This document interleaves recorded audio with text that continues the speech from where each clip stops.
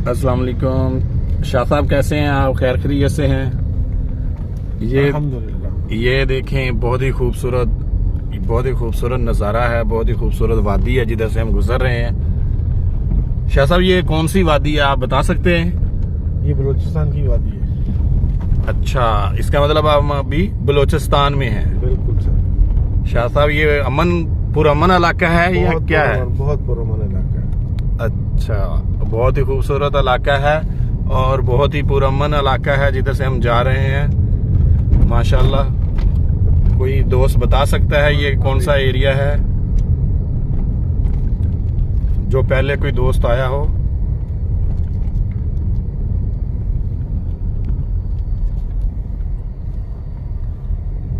और ये एक बहुत ही खूबसूरत आगे डैम आने वाला है।